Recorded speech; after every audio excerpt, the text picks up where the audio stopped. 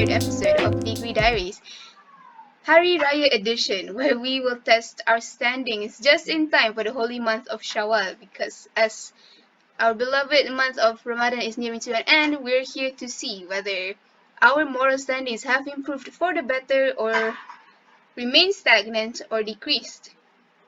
We'll find out soon. Today I have a lovely guest with me, Intan Shafika. Woo! Hi. Please introduce yourself. So my name is as you hear, Intan Shafika, and I am a literature major, and you will see that affect most of my opinion later on. But I will not disclose my age. A woman never kiss and tell. Ooh, spicy. So, like I've said earlier, we're here today to discuss or to debate, to some extent, our standings on certain topics that are controversial, but not really that controversial. Just nice, since we are still in Ramadan, we don't want to test our limits here, but just enough spice. Okay, Just enough spice to so keep going. I hope you're doing well, Intan, because the first topic is a little easier. Do celebrities I'm doing okay. So do I have celebrities opinion. I'm ready to voice them. Oh, ma'am has opinions, we know that. Okay, so do celebrities have more leverage to escape in any calamities that are imposed on them, or they have created themselves more than non-celebrities? The answer is a big fat yes. Okay, I think before we go that we need to define, in your opinion, what is a celebrity constitute as? Are we For me, celebrity is a person with influence, at least half of the population that affect them directly. so anyone with influence, right? Yes. So Makes if you them think about it, right? Because in terms of we're not gonna address America. No, not in American context. American context is like a big nope. And then we come back to our local stuff, and you can actually see like there's double standard exists, especially people who actually influence other people, whether it's their position, their power, or their fame. You can see it affect them directly if they were to appeal to the public or to the connection they have. Are we including So influence exerted by a certain gender, or are we not? that if you're talking a lot more microscopic, a lot more smaller sample size, I would say yes, men basically. I'm going there, honey. Or women to some extent. So Women, men, or simply those who just more have assertive in general. assertive in general. They will be celebrity of their Celebrities by community. virtue they are, yeah. Yes. Okay, so how so they have this leverage? Why do they have this leverage, you think? First of all, double standard. Sometimes a certain celebrity or people who like in position of power was placed in a pedestal where people turn a blind eye on their mistake.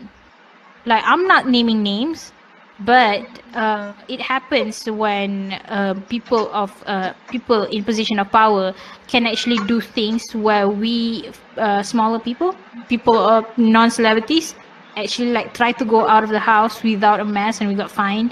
But people who like in position of power can actually straight up make a party and they just like nobody actually like giving them fine or jail them. You know, Yeah, just one day. it's another thing that, of course, they have that that influence, but it's also another thing to think about that with influence, normally there's money. These people normally have more money to get away with fine, meaning they are sometimes imposed with fines or certain punishments, but they don't feel the weight of it. Oh yes, that is true. I think I saw a post on Instagram that said the thing is a fine is just fee. Like you can park somewhere illegal and rich people like, yeah, you can park that. No man, you're gonna get fined. I mean, like, I can pay. Yeah, right. Actual reply. I'm like, excuse me? Not me being bitter, not me. No, but it's true though. That's celebrities, we normally associate them with being people not only in influence but people with money, and therefore they are more reckless in their actions. That is true. Also, narrative always put them in a position where either they are in disadvantage, uh, see Britney Spears, and or they are in great advantage. As in, Basically every other male celebrity, as you do. So yes, this is kind of like it's a really easy topic, but at the same time, it's like I'm not there yet. I might like create my opinion to the abyss later, but you'll see. Alright, so our second topic. What are your thoughts on religion as a marketing tool? Big fat nay. Who started this? Who started this? I just want to talk.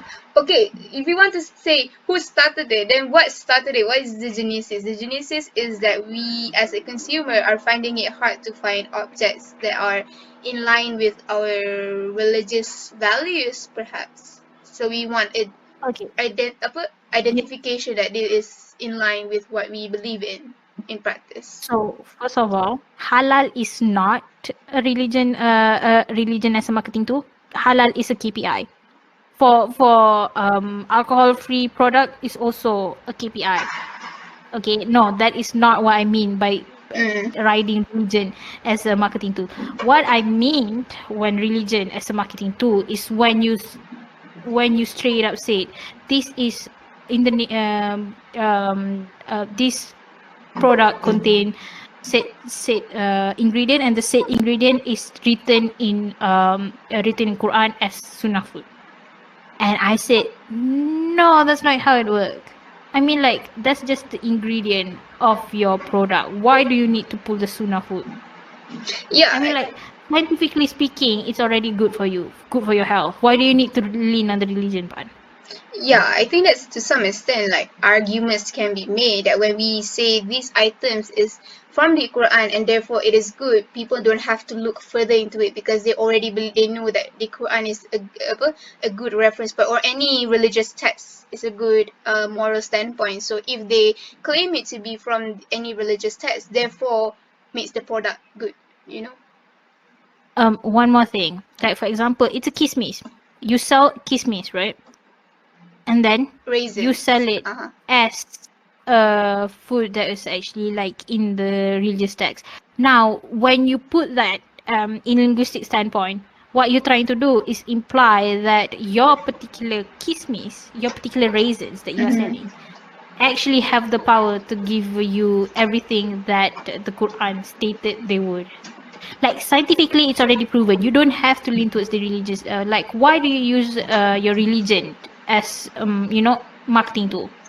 So so I think we're trying to distinguish here is between not using religion as an indicator but using religion as an added benefit or an added sales Yes, point to your product.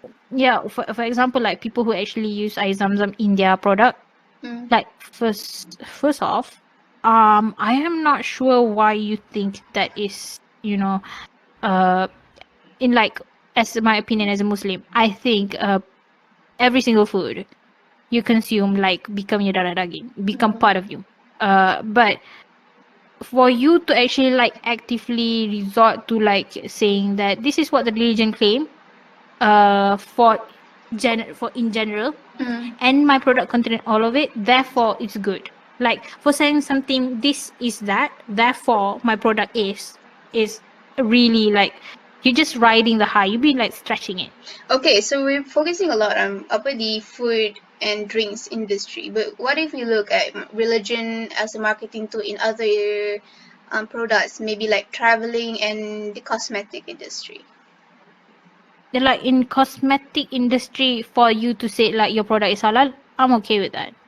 But for you to say your product actually like contain a certain ingredient that would create that would actually create the glowy effect, like that is not backed by scientific science at all. I feel like that is like There's a that's a bit much. certain makeup product in Malaysia that I've noticed. I won't say the name, but maybe you know telepathically which brand I'm referring to, but they use a model that covers up their face wearing a niqab and promoting it as wudu friendly and all that. So basically, it's trying to change the narrative that the makeup is not waterproof. What are your thoughts on that? That one was another subgenre entirely. Oh, Like the thing is that there is a certain thing that because it's not like the product is that was like, for example, like if you sell incense and then say like this is a certain scented incense for praying for other religion, right? That is not writing the religion. That is in fact what is needed for that particular religion. But for telecom, for example, you actually like have them in many different patterns and all that, but you market them as if it will make your praying better. That's another matter entirely. So that's that is the RR, So I the guess religion rider. I guess there's a fine line we're riding in between indicator and also exploiting, because to some extent the makeup industry or the halal makeup industry, yes, of course we're using clean and products that are ingredients that are allowed in their Quran, but also when we're trying to make it seem wudu friendly, I just can't. Sometimes to be honest, I sometimes I roll with it because it's just another name for something that is non-waterproof. It's just Anything washable. non-waterproof is wudu friendly. Anything washable is. Yeah, so I think does that Like washable chalk hair dye is technically wudu friendly. Yeah, so is that religious writing? Do can we say that? Because the I feel like intent is we understand the intent. It makes Muslim consumers understand that, oh, we know that this is this can you wash can use it off. for wudu, yes. But I feel like for them to turn this into a central thing, like the selling point, is kind of like annoys me a little, because I feel like okay, you have a perfume that is like not alcohol free. Yeah. So if it's alcohol free, just say it's alcohol free. People who are not from who isn't Malay Can you would also buy buy it. it? Yeah. So Yeah, you're because some people saying cannot have alcohol. okay, so I think Understand? we can see some, or rather indicator here. Anything that uses religion that may limit your demographic can or may be double as something that is exploiting the religion. Yes, I would say that. But halal tourism? Halal tourism, I don't understand it. I cannot give my opinion because honestly, what on earth is that? Meaning every places that is offered by the travel agency, we are going to halal places, confirm restaurant free, maybe not. The source of the places maybe is halal, the source of income ke apa. I'm not sure, but I think it's more like that line, meaning we are protected, the foundations are protected. That's part of the accommodation of all tourism, is it not? Yeah, but except for the food and the hotel. Maybe when we talk about hotels, maybe there's no bars in the hotel, if that's a concern of many Muslims. I suppose. I don't really like understand it. So I think we can move on because I have no opinion on that. Alright, so the third topic is corporal punishment relevant for teenagers? Corporal punishment relevant for teenagers. I think as a person, no. Okay. Let's just quickly define what's a corporal punishment. I think it's like punishment. Hold on, let me Google that. You can never be too sure, right? You can never be too sure. But honest, I think in first glance, corporal punishment is anything that is like the name suggests, corporal. And when we think about corporal, is something that a person of authority, right? Corporal punishment or physical punishment intended to cause physical pain to a person. Physical pain. So yes. So when I said corporal punishment, I would strongly disagree, because I think like there's better way for you to discipline a child than a physical punishment. To some extent, because you sometimes need to be shook, as in when someone is in their, let's say, they're daydreaming, you actually need to nudge them for them to Shake come them. back. Yeah, so to what extent, honestly, corporal punishment is bad? I'm not really sure because overall, I think I do not agree with it at all. Because as somebody who actually had corporal punishment as a child, Hmm. I don't think that is formative in any shape or form. It's just make me fear my parent. It doesn't in Hmm. any way place me in a put me in a place where I can actively talk to my parent. Why did I did that?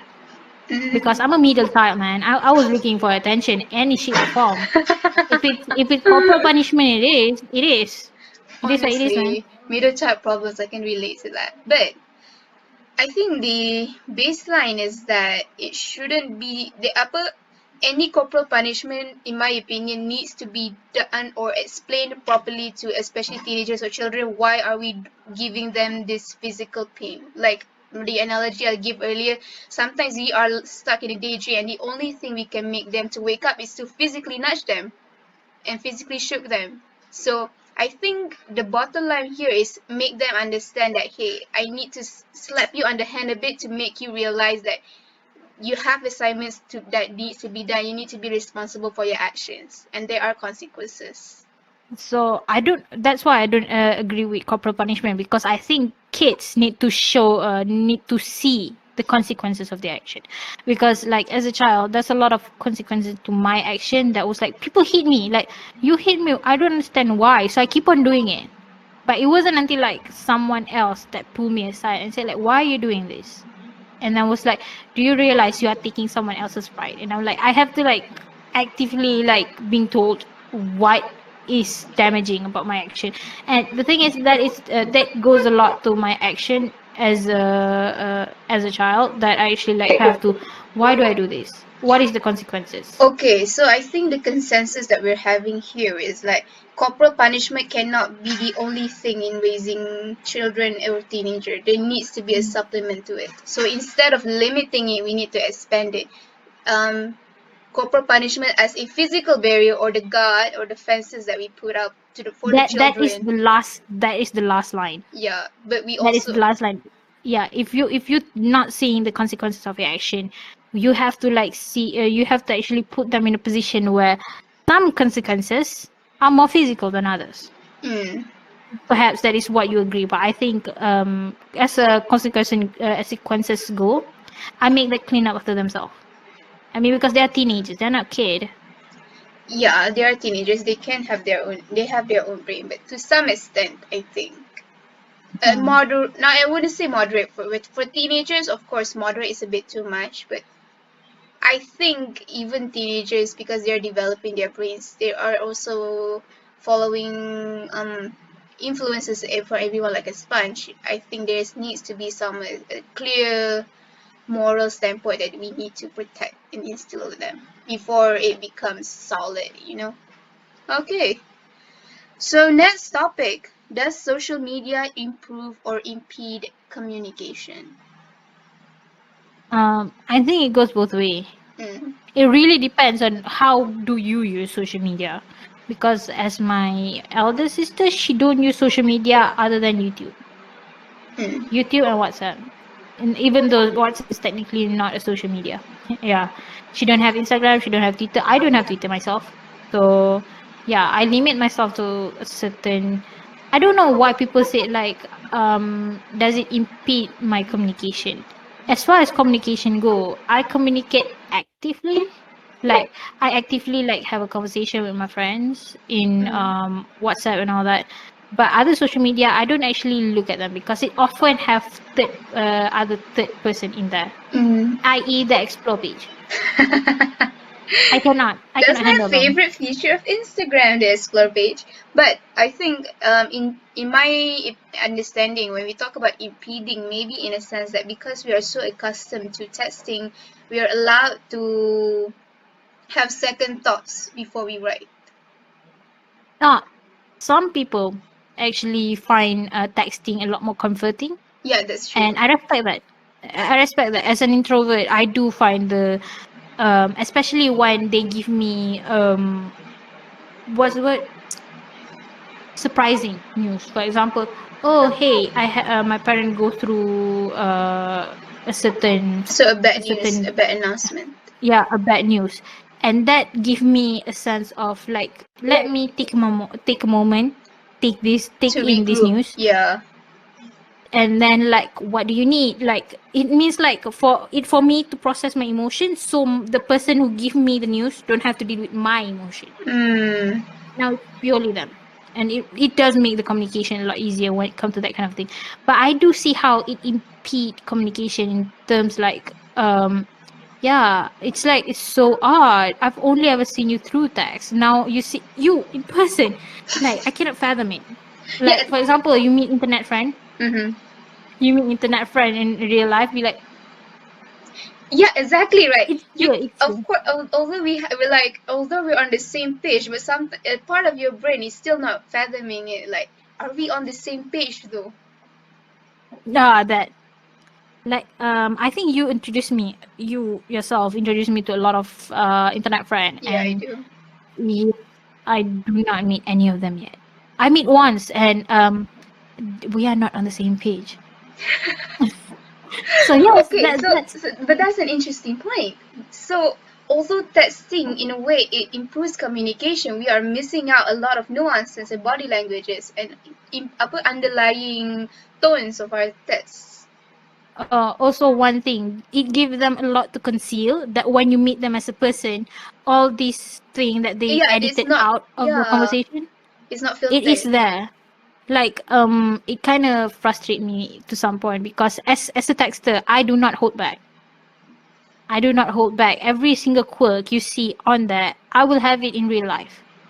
But Mm. most people would actually, like, who meet me, like, that's a bit much.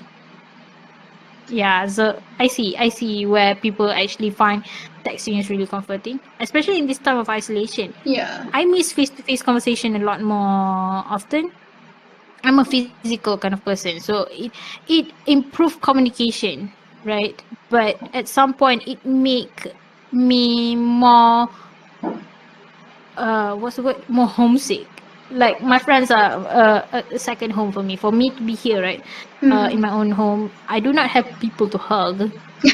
Yeah. I hug only my friends, and for them to actually like say all the things they say, not me be able to lean at them, like nudge them, like physically there's Yeah, nobody there's no beside me.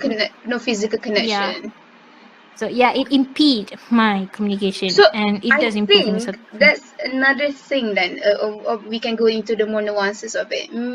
How limiting is texting? Maybe calling or video calling to an extent is not as impeding communications as Mm, texting does. Can we agree on that?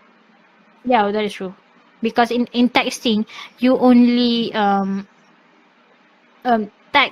texting, like, in linguistically speaking, they actually show who you are to a certain degree, but there's nothing like hearing someone's voice, and actually like looking at them, looking at the way they tick, looking at the way they actually like Flail um their arms. yeah, like, for example, how your lips pull when you actually try not to smile, like that kind of Mm. things. Like, the thing is that one thing that frustrated me when I first started going to isolation, I can see them in my head, but as longer we are in We isolation, forget their I've forgotten face. how it looked like. Yeah, exactly. I've forgotten how it looked like. I've forgotten how it feels. Like, how warm is my friend when I hug her? Like, I have to like think it like 2 to 3 times. Like, how does it feels like? And then I got depressed. Honestly, though, that's it's No, coming so from an introvert. introverts. I feel it's actually shocking for me because as an extroverted person myself, what you're feeling is by naturally I'm feeling it amplified. But it's interesting that the length of isolation is so long that it's impacting you guys as well. The thing is, I have very small circle. Mm. A friend. You are one of them, and I've only met you through a video call for the longest time. I don't think Yeah, we meet physical for almost like 2 years now. yeah. And the entire thing with this thing, like, in my university, I have a few people that I am physical with, and it's 3 people, and these 3 people like across the country, and it does make you homesick, didn't it? Yeah, Like it even though does. you actually like meet them, like, and then next thing you know, oh yeah, we're in PKP again, and then I just realized I didn't enjoy that physical as much as I could because I'm already forgetting how it feels like. So yeah, Yeah, so that's on internet. so that, I mean, that's the problem, right? It does Mm-hmm. improve, it does impede, but there are ways around it. I mean, are we to complain the internet about social media? I'm not going to complain it, because comparing to No, old social days with media. letters and all, this is a much better way, honestly. At least it's real time with testing. Yeah, like video call and all that. I think like technology is the only thing that keep us going through this pandemic time. Mm-hmm. Because if it's, for example, it's pre internet, I think people like me, people like you, would have broken long before. So much faster. I not gonna be that person, but I would physically unable to, handle it. It would be draining, especially like we're not in a situation where there's a lot of nature around us. We're stuck in blocks, in Yeah, in bricks. urban setting. Yeah, Like if I do go out, there's nowhere to go. yeah, exactly. So I think that's a different challenge for people who are living in suburbans, especially. But let's not like forget about the urbans. I think the urbans, although their facilities are better, some people who are living in actually urban areas are prone to feel more isolated because it's cubes and cubes and cubes and dull. So I mean, what does it say about me when I actually open mukbang at a certain point of my isolation because I just want to feel like somebody talking to me? yeah, exactly. I do that too. We hear to people talk more, like podcasts and all that, just because we need to feel like someone is there, Certain, yeah, that is true. which is unfortunate. So if you're having a hard time in this pandemic and you're feeling isolated, please find help, and please look into hotlines available in your respective countries, because someone is out there for you, ready to lend a listening ear. You don't have to face this alone. So with Yes, that, open Omegle if you are desperate. can we open Omegle? I Actually, no. haven't. I can't open Omegle for the life of me. Honestly, I don't know how it works, so maybe do not listen to me. All I'm right. very rumor of me. Okay, so our last topic for today: love marriage, or marriage by love versus arranged marriage. All right, I have opinion about this, so Mm, buckle up. All buckle right, up, first of man. all, my parents married via arranged marriage. It Mm, was arranged by their families, and they're happily married for more than 30 years because my sisters will be 30s this year. So 30 years of marriage, and I do see the merit of both, and I feel like these two have capacity to work. But one thing people often bring it to was like, you choose these people, you would want to live with them for the rest of your life. I would say false. False, because sometimes you get frustrated with the person that you love, and then at some point you stop seeing things that you do enjoy seeing in them and see them as flaws. And honestly, yes, love can, you love know, face, love face. love it. They are like flame. You need to tend to them before for them to actually consistently burn. You need to feed them, or you need to actually like make sure it doesn't consume you. So right now, y'all, do not think that either of this shit, right? Either of these thing. Apologies. You need to bleep that out. I'm not gonna. Alright, so like all of this thing actually matters because at the end of the day, it goes back to you as a person. Do you think this relationship worth fighting for? As they say in fandom, will you go down with this ship? Are you captain of your own ship? That's something to If you think are about, not, right? Because especially when we're talking reconsider. about ships, I think most people, or rather teenagers, are always saying, oh, I ship you with this person, that person. But do you understand the responsibilities of having a ship in the first place? Um, yeah, that's one thing. Like you have relationship with your friend, right? Hmm. I think friend is the most fluid relationship because Hmm. can you imagine you want to spend time with this one person. You don't actually like have connection in terms like tangible connection like marriage or a blood relationship like a family. Hmm. Yet you still want to spend time with them. Yet they are still important to you. So, are you ready to turn that into something more tangible? Because when it comes to tangible relationship, it need more. It comes with a certain permanence. It comes with a certain set of expectation. Because if you are friends, you don't have responsibility to your other friends. Hmm. Like you could have label of you mom friends, dad friends, or your like ride or die friends. But at the end of the day, it's you who establish yourself. There's not a certain set of rules. But when it comes to marriage, you have to be one, either the giver or the provider, or the one that actually the one who nurture. So, are you ready to take that kind of role? Are you ready to give? Are you ready to take? The problem Are you with ready to like? marriage is that you both need. No, I don't think that applies to a tangible relationship or French tangible relationships alone. So as marriage, because I think in a relationship alone, you need to be both the taker and the giver. You can't be the giver all the time, and you can't be the taker all the time as well. That's the thing. With marriage, they come with a certain set of expectation that comes with gender roles. For example, I'm a man. I have to be the breadwinner of the house. Hmm. You don't have to discuss with your wife how much money can both of you provide for the house. Yeah, Like exactly. you need to have communication because the reason like I think you are aware of the arranged marriage trope. Yeah, Malaysian don't do it well, but there's a lot of other media that actually like did it well. Like some of them actually show the build up of a certain relationship. If you come into an arranged relationship, there's one thing that you have is no expectation at all. This is a stranger.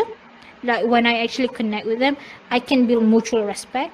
I can build, if you work for it, it's like founding a new friend. Like it can build to mutual respect, it can build to affection, it can even build to love. Even if you don't love them In the first romantically, you place, can love them out of to a respect. certain capacity. Yeah. Yes. So yeah, like you could at least be friend with your husband if you are arranged marriage.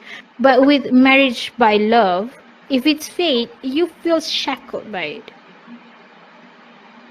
Like there's a lot of the statistic, marriage statistic in Malaysia. People who marriage by love tend to divorce. It's simply because like once the spark die, it feels hard to fight for a relationship. And Hmm. it goes back to you again. Do you want to fight for this relationship? Like both, like I said, both have their own merit, but both of it will come back to you.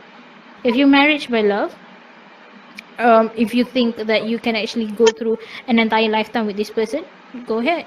But if you don't think that you can find a person on your own, then maybe you should like, I trust my parent to actually bring me somebody to actually like marry, and then I build a relationship with this person because I trust my parent. The pitfall of arranged marriage is sometimes you get married to somebody who have a lot of dirty laundry and they refuse to marry. Now that's another matter entirely. But for you as a person, do you want to fight for it? That's all there is to it. So I think that's like something that we can actually distinguish between arranged marriage and marriage by love is that marriage by love, you're just having a luxury to choose with whom you're going to be tenacious with. That is true. Arranged marriage simply said like the arranged marriage mindset is different. It's like arranged marriage is like my parents think this is the man for me. So right here, right now, I will actually say I will do my best to keep this relationship live. But with marriage of love, I choose you. It is my choice. And then at some point, when you start being the other person's choice, you just want to get out of the relationship, or else you feel shackled by it. So, yeah. But we have seen instances where both cases can be wildly successful. So at the end of the day, it's not a matter of which, it's just a matter of the couple, right? And like you said, Yeah. communication at the end of the day is the most important Yes, thing. that is true. And younger generations tend to have more idealized uh Hmm.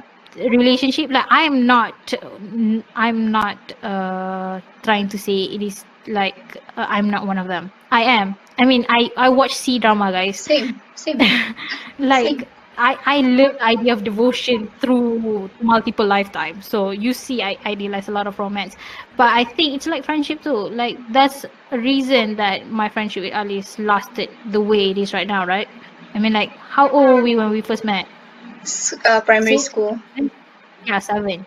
I was 7. We were in the same class, and we didn't actually communicate until high school. secondary school. And I think that goes a lot. Like once you communicate, like secondary school ended ages ago, and we're still here. We're still talking every other week. We Like if I'm definitely bored, I text butted you. heads multiple times, right? And I think that's differentiates how, or when can we can see do we want it or not. Yeah, that is true. Oh no. Like the Okay, so apa? I'm just going to, and I forgot I have class. oh wait, what time is it? All right, Ah, it's yeah, yeah, yeah, fine. yeah. You have class. I am always All like this. right. I'm a mess. So we're gonna end Degree Diaries on a whim. Sorry about that, in time. Nah, it's alright. Actually, It's to our so much fun viewers, though. we've tried to record this for 3 times. So it has been. But God is they testing say us. the It is third time the Ramadan. charm, right? Third time's the charm. Yes. So hopefully Thank you this so one much goes for well. having me though. Thank you for coming. You know me. If I have a place to talk about my opinion, like also happy Eid, guys. If I offend you guys, that's probably on purpose because, as I said, it's my opinion. But please, do not take it to heart. It's just my opinion. It does not in any shape or form dictate your action. It's just my own. And if you feel like you want to start a civil conversation, do leave a comment. Yeah, I'll exactly. You took probably the enjoy words it. right out of my mouth. So thank you guys for listening and hope you enjoyed this third episode of Dicky Diaries. I'm not sure if there's going to be a continuation of Dicky Diaries or if there may be maybe somewhere down the line in the future. I'm not promising anything. But thank you Intan for coming and hopefully you guys have a wonderful puasa, happy iftar and selamat hari raya. Goodbye.